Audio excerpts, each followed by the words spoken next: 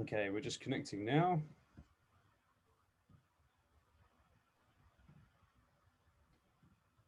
Just connecting. Okay, I think we are live. I'm just going to give it, well, good morning, good afternoon, good evening, everybody. I'm just going to give it a few minutes to connect and allow people to get onto the session. But welcome. But we're just going to wait for a couple of minutes. I was just making sure to turn down the office phone. I can't turn it off, but I can turn it right down the ringer low. No problem, no problem. But we are now live, but I'm just going to give it 20 seconds or so for people to connect, but I can see people joining. Welcome.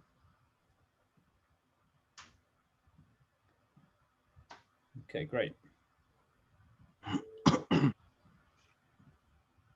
Okay, let's go for it. All right, good morning, everybody, or good afternoon, good evening, wherever you are. We've got a really good presentation today from Peter Clark from the Water Resources Authority in Jamaica, but I just want to announce a couple of things so you know how to use the system. I'm sure some of you have already been here before, but as you know, there's chat Q&A functions on the top right of the screen. So please do use those. We want to encourage any questions coming in, and we'll do a Q&A towards the end of the presentation. Also any comments, it would be great to hear where you're watching from. I've already seen a couple of comments in there, and we'll go from there. And as I say, please do ask questions, put them into the Q&A, and I'll be sure to present them to Peter at the end. Without further ado, I do want to introduce Peter Clark, and I just mentioned he's the Managing Director at the Water Resources Authority in Jamaica. He's going to be talking on building capacity in water management. So Peter, over to you. I'll turn off my camera and my microphone, but if you need me, I'm here, but the floor is yours. So please take it away. Good morning, good afternoon, and good evening, wherever you are. Yes, my name is Peter Clark. And first, I'd like to say thank you to Barisian and the Barisian Hydromet Network for putting this webinar together and for putting the entire program of events that they have now embarked upon together. It is a very challenging program, and I'm really glad to be able to support the Barisian effort. I'm the Managing Director of the Water Resources Authority. I have been a Managing Director just a little bit over 2 years now, and I still consider myself pretty new at the Water Resources Authority. I got here in 2016, but before that, I was in waterworks management, waterworks engineering, and waterworks construction for the better part of 35 years. So I've always been working somewhere around or in water. And it is my passion to work with the water as an asset and as a resource. So without further ado, I will go into my presentation. So what I will do, I will share screen. So we will be talking about building capacity in water management. And as I said, I represent the Water Resources Authority in Jamaica. My topics, my agenda will be looking at the resources versus demand under the specter of climate change. We'll be looking at a little bit at water resources and development. We'll be looking at some responses, such as wastewater reuse. We will be looking at how we are facing the challenge of flood and disaster risk reduction and what capacity we've built out there, and of course drought mitigation. So at the Water Resources Authority, we are responsible for the sustainable management and development of water resources. Our staff are entirely dedicated to this overall goal, and we achieve all of this through water resources planning, rational water resources allocation, water resources conservation, and of course, water resources protection. And all of this is underpinned by our operations, and our base operations are water resource monitoring. Now, our main areas of focus on the technical side are planning and investigations, and that clearly would mean that we are a part of the development process, and we contribute to the development process, and we'll speak a little bit more about that in a bit. data collection and resource monitoring, which I just explained, underpins our operations, and permits and licensing. And with this, this is a part of our overall management tool that we use, because allocation in and of itself is a management tool, and we operate the allocation through a system of issuing permits and licenses. As I said, no, we have to look at all of this under the specter of climate change. And the mantra for climate change is hotter, wetter, and drier. And all of the data that is coming to us indicates that we need to respond to hotter, wetter, and drier with integrated water resources management. So we have to build out the capacity of our, not just the water resource and not just the water resource entities, but all the other entities that tie into integrated water resource management, our Met services, our works, our civil works services. All of these will tie into overall into integrated water resource management. Now, for us, in building our capacity, we recognize that we need to have a go-to tool that will assist developers. And for the development plan of the country, our contribution is the Water Resources Development Master Plan. And this master plan, it encompasses a survey of the resources, a survey of the demand, and other integral inputs. And so coming out of it now, we can now attempt and hopefully successfully plan for the impacts of climate change. So we have the resource assessments, the groundwater and surface water assessments, the demand assessments, and our demands here in Jamaica are domestic, agricultural, industrial, tourism, recreation, and of course the environmental demand that we have to maintain as best as we can in our water, water resources. Now, in putting together our Water Resources Development Master Plan, we have to project scenarios. And in projecting a scenario, let us say to 2080, and then incorporating the possible impacts of climate change, and especially the impacts of hotter and drier. What we're seeing is that there is the possibility of severe water deficit in some of our watershed management units as time elapses. What this means is that we now have to put ourselves in. We have to build our own capacity to allay the fears that persons will have. We'll have to build the capacity to mitigate against the impacts of climate change. And so that is what we are working at right now in Jamaica. I mean, we do recognize that there are some mitigation strategies. There is rainwater harvesting, which is encouraged in what we call our utility service areas, USA, and our non-utility service areas. We can look at the conjunctive use of water, the standards for infrastructure and quality.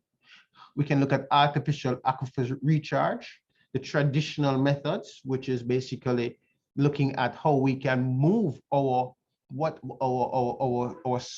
source water for recharge. Now, generally in Jamaica, the source water for recharge is rainfall, and rain replenishes the aquifers.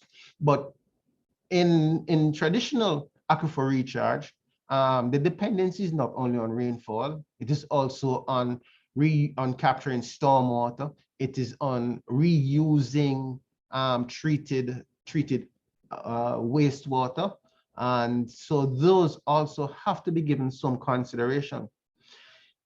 So in the mitigation strategy, we have to think of the long-term situation and a long-term response and a long-term solution. What we have to look at are options such as interbasin transfer of water. water reuse, gray water and treated effluent being reused, stormwater capture, and if it comes to it, and if the energy costs, are amenable, we have to look at desalinization. Of course, this will depend on energy demand, environmental impact, because desalinization comes with its own environmental issues, and the other specific and comparative costs. Now, at the end of the day, what we say is that our capacity has to be built out, because water is required for development. Development is driven by many factors, and we all are aware that one main factor is the availability and the continued supply of good fresh water. Now,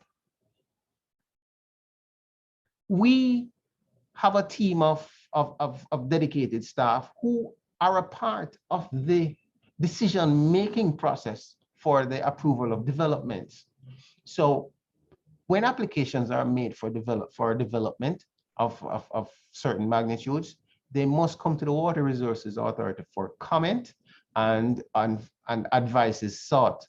So applications come in from the municipal corporations, they come in from private developers, and we also additionally provide support to quite a few, almost all of the government agencies that would have something to do with approving or encouraging development, and especially the National Environmental and Planning Agency, NEPA, who have their own licensing system and permit system for environmental concerns.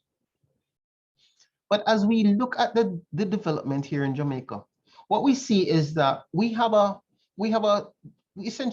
skew of where development takes place. So there's a spatial skew. And what we're seeing is that most of the development takes place along the southern half of the island. Also, a lot of the agricultural operations are also along the southern half of the island. So our demand is essentially on the southern half of the island.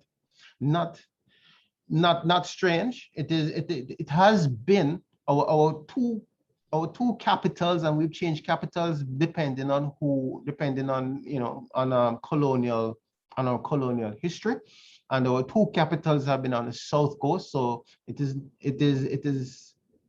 is understandable that our largest urban centers are on the south coast. Now, when we look at these two large urban centers that we have on the south coast, which I have here in hashing, what we see is that the exploitable potential, we give that in white bars, and what we have is the other bars are demand. All right, the sector demand is given in red up to 2025, and what we have allocated out of that demand. So we can see that we have a situation of or approaching a situation of deficit, or we are at a situation of deficit within these two urban centers. We have sought to promote, and we have already started building out interbasin transfer to bring water from one hydrologic basin or another hydrologic basin into these demand centers. Now, Jamaica is divided into 10 hydrologic basins. And so what it means is that essentially we have these surrounding basins on the west, north, and east that we could attempt to pull from. But we have issues. So we have to, when analyzing the basins, for instance, we have to look at certain water quality issues. So some of the basins have no significant problems. Some of them have some quality issues. We have sugarcane operations that would have done some amount of contamination in the past when we were not as careful as we are now, and bauxite, and we have historical bauxite contamination and so on. Historical sewage contamination.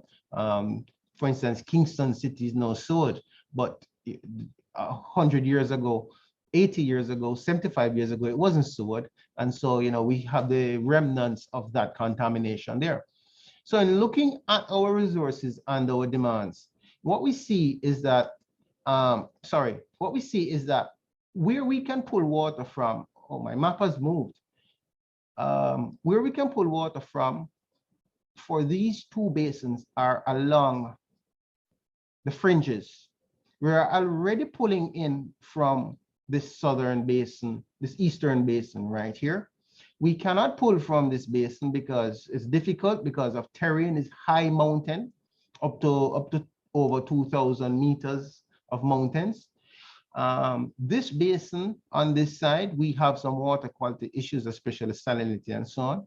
And that leaves us with this basin right here to pull in.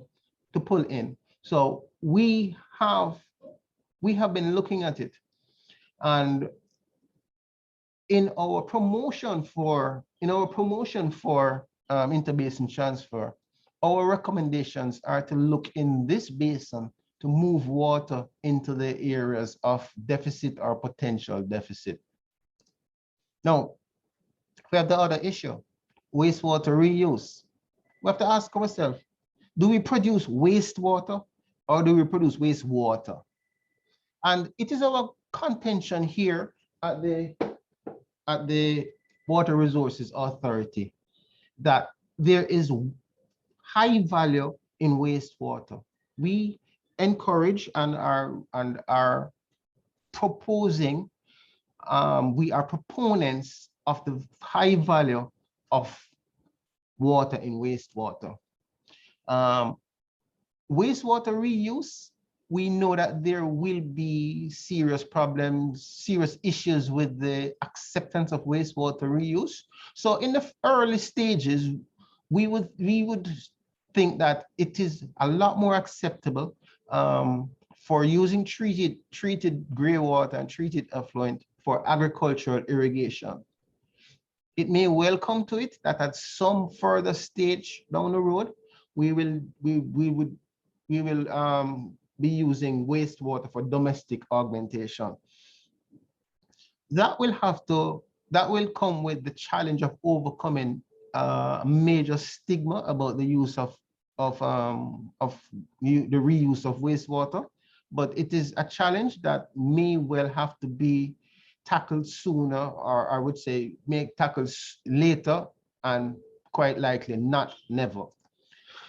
Now, if it gets to the stage where we are looking at it as an augmentation for domestic water, we at the Water Resources Authority would promote the idea of dual quality systems. So what it would mean is that you would set up dual water pipelines, bringing both types of water into the household, bringing both normal, natural, fresh water and also treated water. Now, it would have to have its own network within the house. And also, we would not recommend that a dual system be run throughout a city and be operated in such a fashion. What would recommend is that the dual system is at the building level only and not using a city network. So it is already instituted in a few places, and it may well be one of our solutions. In building capacity, we also have to consider our response and our preparedness and our recovery from disaster. We are a part of at the Water Resources, we are very important functionaries in the disaster preparedness and emergency management operations. We sit at the table with the Office of Disaster Preparedness and Emergency Management, and we are a part of the overall consultative and instructive phase. Now, in terms of our involvement in flood disaster risk reduction, we've built out our capacity so that we're monitoring rivers and streams. We have quite a few. We have a large number of river gauging stations island-wide, automatic gauges, manual gauges. We also have rainfall intensity gauges. And we have these, some, not all, we have some of these now reporting in real time. And that makes a big difference when we are speaking, for instance, about flood early warning, which I will speak to in very shortly. So we do our normal assessments, measurements with regards to stream flow data. And also we, of course, try to be there to capture high flows and peak flows so that we can develop floodplain maps for various return periods. And we have our database with all our stream gauging stations and so on. We have different configurations, from something a little bit more high tech. What we see here, this operation is using radar to read the water levels, while here we're using a float system to read water levels. However, we do have an efficiency of operations, and that is what gives us the confidence in our data, and gives our I would say our clients the confidence in our data as well. As I said, we're right there when you have the high flows and so on, and floods and everything. You can see a picture of the team here out doing gauge measurements during a flood event. And what comes out of it? What comes out of it is we have the ability to provide and prepare floodplain maps. As I said, we collaborate with the Office of Disaster Preparedness and Emergency Management. We're a part of the approval process for implementing structures to mitigate flood impacts. We are a part of coordinating and implementing the floodwater control plan. And we also collaborate with the ODPEM in terms of identification of potential sites for early warning systems. So these are typical examples of floodplain maps that are produced. And in terms, and it's not restricted only to these areas. We do have other major rivers in high impact areas that we have mapped. So it all depends upon capturing not just surface water and stream gauge and stream flows and so on, but also groundwater elevation data. So we do capture data that will determine the general flow direction and levels of groundwater. Again, photographs of the team at work, different members of the team at work. Now, flooding can be a major disaster. That is something that is known worldwide. We are concerned with various types of flooding. I would say only storm surge flooding is something that would not be our direct remit, but it would still be a concern. But especially riverine flooding, flash flooding, and depression ponding, these are the types of flooding that we have major concern about. Now, when we have these tropical weather disturbances, they present situations of heavy rainfall, and that is what will lead to our flooding. Then this can be exacerbated by other external factors such as deforestation, improper agricultural practices, inadequate design of drainage channels and structures, inadequate maintenance of drainage structures, and just general construction in a floodplain that should not have happened. So we do have the surface water induced depression flooding, the groundwater induced depression flooding, riverine flooding, and urban runoff as some of our issues. And what we find is that a lot of our floodplain communities in Jamaica, they are located on the alluvial fans at the mouth of rivers. So immediately, these communities will be susceptible to impact of flooding. On the other hand, Groundwater induced depression flooding is an issue. Groundwater because of high rainfall and high precipitation. In some places, groundwater level will rise into depressions, causing problems. And we have examples of that. Here we have a situation where persons have built out homes in a community, and then groundwater rose and essentially flooded out the community and rendered quite a few houses inhabitable. Surface water induced flooding, induced depression flooding. We do have communities, large communities that are generally in a sort of a depression. And if the rate of inflow from precipitation is greater than how the water is draining away, those areas will flood. A lot of the times, these areas are drained through sinkholes, and sinkholes can become blocked through construction activity, through agricultural farming activity. I can recall one situation where sinkholes were blocked because there was a major harvesting of bamboos, and when in culling the bamboos, the plants, the trees that were unwanted were just left in gullyways, and those got washed to the sinkhole and blocked the sinkhole up. So those are problems. And of course, urban flooding is a standard issue. We had serious flooding in a major resort area of Montego Bay in 2017, and that was from intense rainfall, overwhelming two major gullies that are supposed to drain water away and through the city.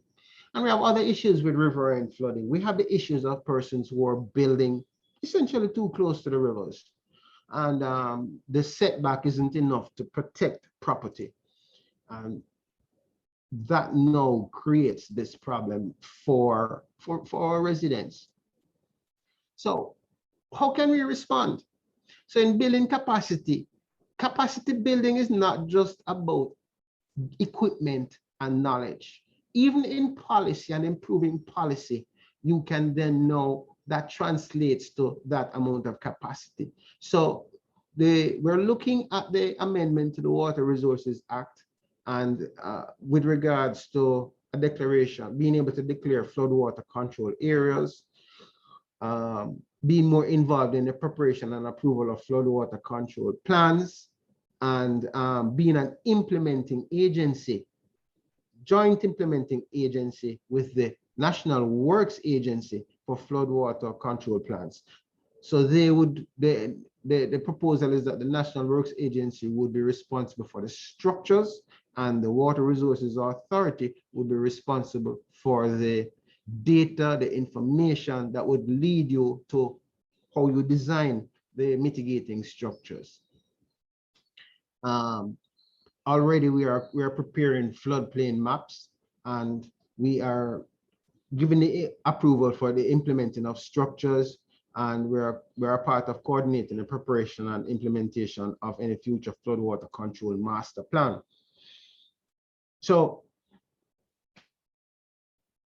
what it means is that we have to put ourselves in the position, and we're in the position to review flood impact assessments, to conduct research and upgrading technical capacity, improving the knowledge base, and also implementing public education programs on the nature of flooding. All of these are a part of the capacity building. In terms of flood early warning, trying to save lives, the situation is that we have a particular point of attention. We have our terrain is mountainous in parts, and we have a gorge that a river runs through, and the road also runs through the gorge, essentially at river level. And if you can see from this photograph here, this person in the yellow is standing on the road, and this is the guardrail, and that is the river over here on the right. Now, what we're seeing is that the river has essentially inundated the road.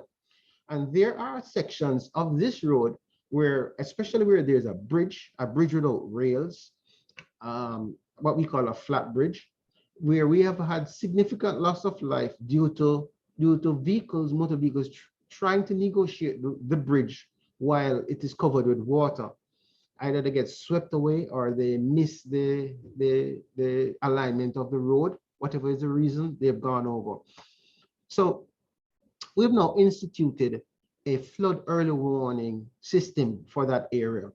And what it is, essentially, we have rain intensity gauges in the outer reaches of that part of the subbasin, and the information from those are fed into our real-time system. We also have gauges on the river themselves. Again, that is fed in, and based on our calculations and interpretations, we are the ones who determine when the road is to be closed because the bridge and the road are likely to be inundated. So we get that information into the ODPEM, the Office of Disaster Preparedness and Emergency Management, and that trigger to the ODPEM then initiates an overall system that closes down the road with the assistance of the Road Works Agency, with the assistance of the police and everybody. So that is how that works. It's operated and owned by us here at the Water Resources Authority.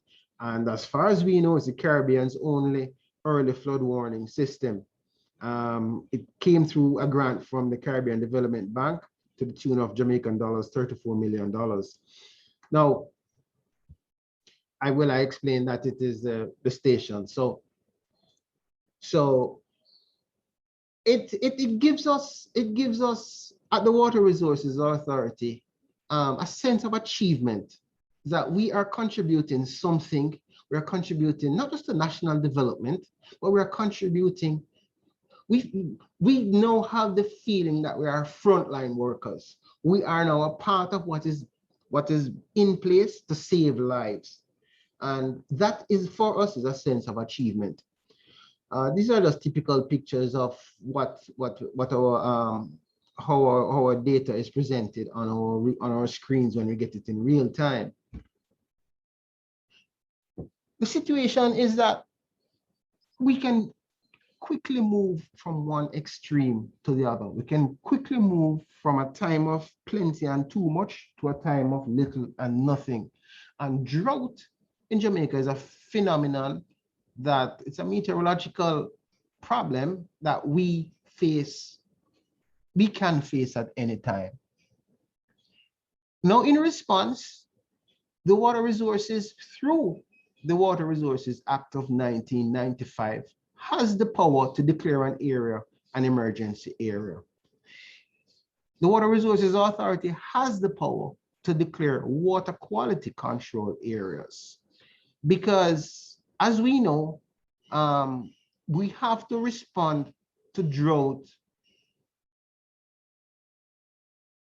in the sense that there's a resource that's needed, and the demand on the resource is greater than what the resource can provide at some particular time. So when if we get to the stage of deficit, we can declare emergency areas, water quality control areas, and we can declare a moratorium. Now, moratoria have been declared already in parts of Jamaica, not necessarily in response to drought, but just in general response to the matter of the situation of deficit. So in 3 of our hydrological basins, we do have instances of moratoria, no new abstractions, no increased abstractions, that sort of thing. So that is normal. We are involved in drought risk reduction. We sit at the table for all discussions with regards to drought risk reduction.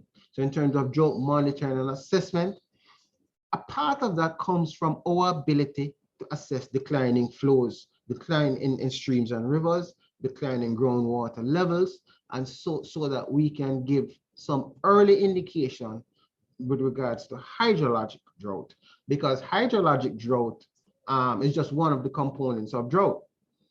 The meteorological drought will come first, and then agricultural drought, hydrologic drought, and eventual economic drought. So along that drought continuum, we are there to promote the importance of assessing and responding to hydrologic drought. We do acknowledge that Jamaica has room for growth in drought hazard monitoring. So our operations are essentially looking at stream flow levels, looking at levels in rivers, looking at levels in reservoirs, man-made reservoirs above ground, as well as our aquifers, our underground reservoirs, our aquifers. So we'll see where streams and rivers are running dry. We'll see where pumping levels are falling. We'll see where surface reservoirs may be becoming depleted. And of course, this can be exacerbated by high rates of evaporation, because usually you're getting the drought at a time when your temperatures are higher. So drought preparedness means that we have to have the policies. And one of the big policies that we're using now in terms of building on capacity is the matter of forming an integrated water resources management council. So the government of Jamaica has now formed up an integrated water resources management council, of which we are clearly a component of, and we are charged to provide the specific plans and activities that are to be taken, before drought, to prepare people, to have institutional strengthening and strengthening of capacity to cope, and at the onset to ensure coordinated and effective response. Now, in terms of mitigation, that was preparedness. In terms of mitigation, the matter of structural measures and physical measures are important. What are the crops that we really should be looking at?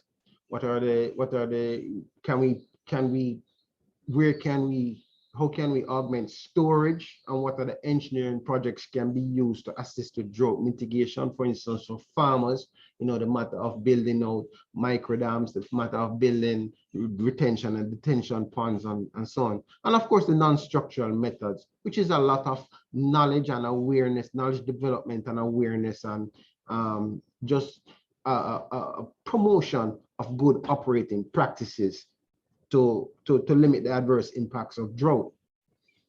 And then during the drought, there is the response. Now, the response can be immediate, short-term, or long-term. And we look at those in a little bit, and also drought recovery.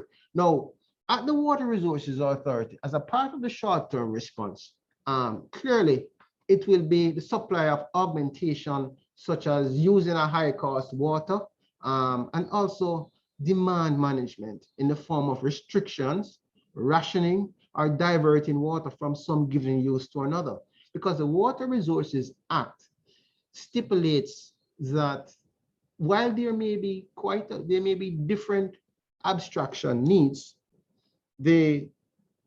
what is really the prime need is for domestic water, so we can divert from other uses into domestic water.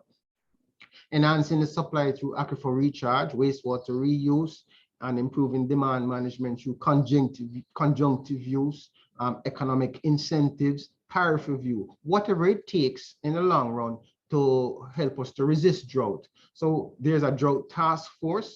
It's multidisciplinary, and apart from monitoring and all of the other things, this task force has already been pulled together by the Ministry of Economic Growth and Job Creation, the Ministry of Local Government and Community Development, and also the Ministry of Agriculture and Fisheries. So going forward, we have to consider that our capacity has to allow us to be able to reclaim stormwater, to reuse wastewater, to restrict the use of fresh water, to reduce the use of fresh water through wasteful practices, to reserve fresh water so that we can maintain our water balance, and to redirect fresh water from where it is aplenty to where it is needed. And also to remember that it's more than water. So while we're looking at water, we have to consider what's happening with our watersheds, what's happening with our packaging and throwaways and virtual water, what's happening with consumption and dependency on water, what's happening with storage above and below ground, and what are the demands for water? You know, do we want to channel it into agriculture, into domestic needs, or whatever? The fact is that at the Water Resources Authority, our mantra is Jamaica's water, every drop precious, and we hold to that. And as a result of that, it guides, gives us focus. But apart from giving us focus, it also gives us challenge. So that's where I will end.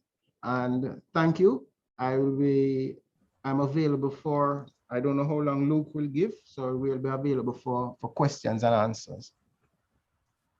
Thank you very much, Peter. Really appreciate that. Really good presentation. I'm sure a lot of people took a lot of value from that. We do have some questions and we have some time. So if you're happy, I can reach them out to you and see if we can get through them. Sure. So a couple of these are anonymous, but some of them aren't. So I'll start at the top. In terms of, okay, I'll read the question out and we can see if you need any clarification. But soil health is becoming more critical. How does that measure against your proposal to use grey water in agriculture? Soil health? Yeah, soil health is becoming more critical. So yes, how does that measure against your proposal to use grey water in agriculture? All right. Well, in agriculture, one of the big problems with soil health is eventual salinization of soils through leaching. The first thing that we are looking at, or that we are proposing from the Water Resources Authority, is, for instance, that it is not broad-scale agricultural irrigation that we're talking about. We recognize that there's a stigma. So we will be promoting it for a lot of the orchard type crops and so on. Now these crops have deeper roots, and these are taking the water from a much lower level. So in terms of the impact on the plant itself, first of all, the consumer doesn't think that they're consuming a product that's contaminated. Now, the water quality would have to be strictly monitored, especially monitored because of the nature of the water. So you don't want to be now introducing something that will contaminate the soil even more. So it all comes down to that monitoring of that processing of the wastewater before it now becomes that irrigation. Got it. Yeah, that makes sense. That makes sense. We've got a question here from Teniel Hendy from Belize. You may know her, I'm not sure. Yes, I do. Perfect. She says, as conducting comprehensive water inventory activities are capital intensive, what method did Jamaica use to conduct their water inventories? Well, I know Belize's problem, and Teniel is trying to get to a stage of building out an overall data capture mechanism. I will tell Teniel that it didn't happen overnight. It started with 1 station, then 2 stations, then 5 stations. Now, if you're at the situation where you need 100 stations, I can't tell you how you're going to do that, because that is going to depend on the almighty dollar for you to be able to do that. So we have been working progressively. So we've been at this for decades. I mean, it is just in this last decade that we got to the stage of real-time data input, for instance, right? Now, other people were there long before, and we are not all, and all of our stations aren't there, right? So we've selected some critical stations and we've got the funding and moved it there. So I'll tell Teniel that there's no formula, and how we achieved it was building our house 1 block at a time. Yeah, that makes sense. Extremely long process. Okay, so we have another question. I see you have 63 manual gauges. Do you feel they are still appropriate in modern times? Interesting question. Yes, yes, and I will say they're appropriate because they're all we have. And the fact is, the appropriateness of something will depend on its effectiveness. And right now, they are still effective. They are still providing for us the information that we need, the data that we need. Of course, yes, we would like to have everything automatic. Who wouldn't? But in terms of the appropriateness, we measure that appropriateness of the effectiveness. And they are still doing that work for us. They're still doing a valuable job. Yeah, absolutely. Oh, yeah. Absolutely. Oh, yeah. Okay, we've got a couple more here. Any more? Now will be the time to submit more questions, anybody. So use the Q&A if you want to. We've got a couple more here at the minute. So I think this is about, I think you touched on it, Peter, about your collaboration with the National Weather Service. But are your capacity building projects co-funded with the Jamaican Weather Service, or are they generally independent from one another? Generally they're independent, but in the last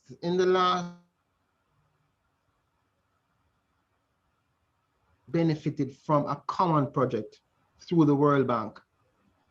I see my internet connection is unstable, so we lost you for about 2 seconds. We're okay. Right. Yeah, so yeah. I was saying that in the last 5 or 6 years, we have jointly benefited from a World Bank intervention, this PPCR, the pilot project for climate resilience. And coming out of that was how we got the real-time platform and the upgrading of stations to feed into that real-time platform. The Met Office on their side got out of it, are getting a brand new radar station. And fortunately for Jamaica, based on its size, that radar station can account for roughly 85 to 90% of the entire island. So that's good for them. And we have then recognized that we can have a connecting platform of low oil. We've cut across the platform so that the Met Service now can access our real-time data if it can assist them, because we do have our own intensity rain gauges out in the field. So they may need some information where we have a gauge that they do not, and they can tap in and see what's happening. So it's been all good. It's been all positive in terms of a collaboration between the Met Service and the Hydro Service. We are separate entities, but in times we are we can produce Hydro Met. Yeah, makes sense. I remember the presentation with yourself and Evan Thompson, the director of the Weather Service, and your presentation was on that topic in the Caribbean Symposium in Barbados, and it was you came across as somewhat of a model to envy in terms of collaboration between the two departments. Yes, thank you. Yeah, we've got one or two more. Are there studies that can be done on flash floods versus storm water? It's a question from Seifred from South Africa. Does that make sense? I can try to answer that question. Thank you. Seifred, what you can do is you just like everything else, you will have historical information.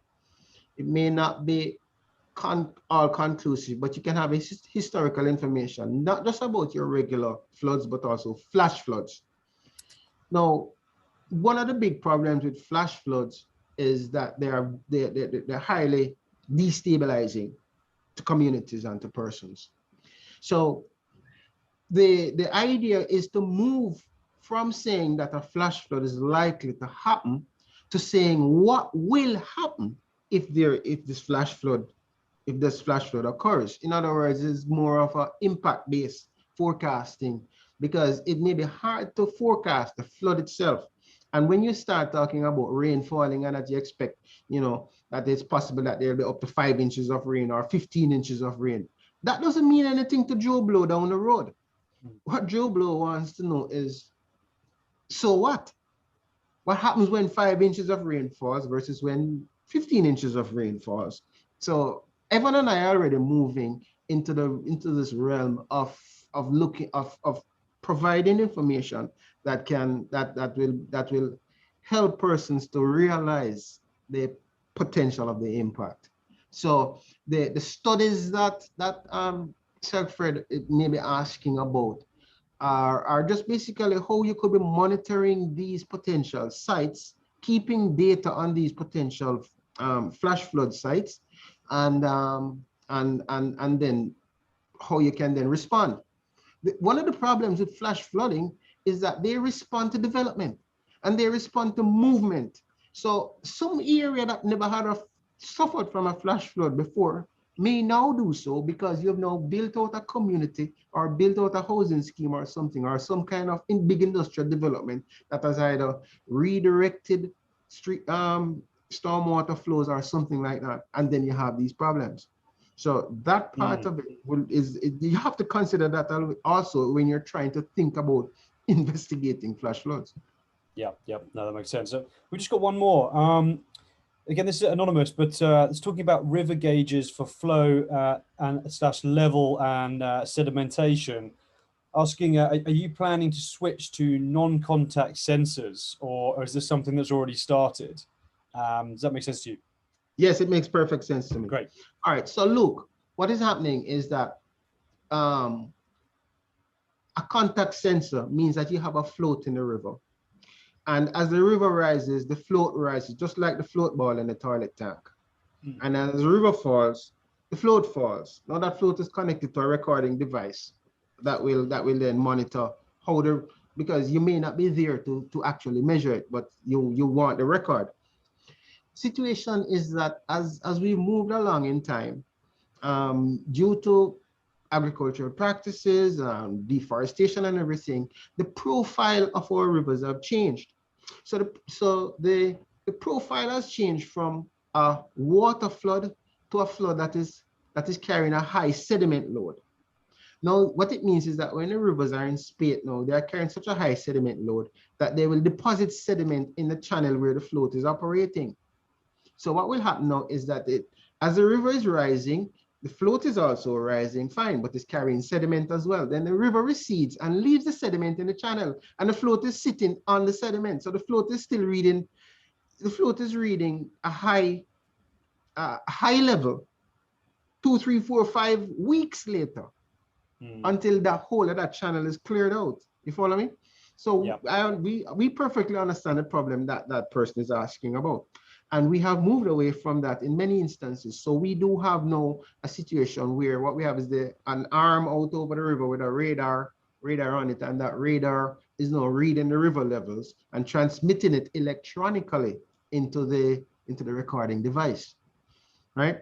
We don't have it for every single one, not yet. Maybe it never ever will. But the fact is that certainly we have selected the very critical rivers and streams that we need to monitor, and have retrofitted them from what we'd call a somewhat manual operation, not manual because you're not there doing it, but a somewhat mechanical operation to a more electronic operation.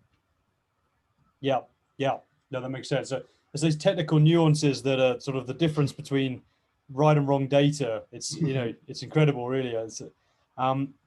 That's all we've got in terms of questions, but thank you so much for your time there. It was really interesting, really well presented, and thank you to the audience for engaging with that, with questions and everything. That's great. But just to let everybody know that this will be on demand on the same page within about 30 minutes. So if anybody joined at the end and wanted to start from the beginning or rewatch it, feel free to do so and go from there. But while we're here, just once more to the audience, what I'd suggest whilst you're on the system would be to go into some of the different tabs on the network here. So you can go into the members side, you can find other individuals to speak with and network with, or you can go into the network solutions where a lot of the private sector and a lot of the technology is sitting, so you can interact with those guys. or you know, or equally you can request meetings with anybody on the system. You know, it's not only great live sessions like this, but also networking is a big part of this. Peter, any closing words from you, Peter, before we wrap up? I would just like to encourage all of the persons that have registered to encourage their own colleagues, friends, students to also register.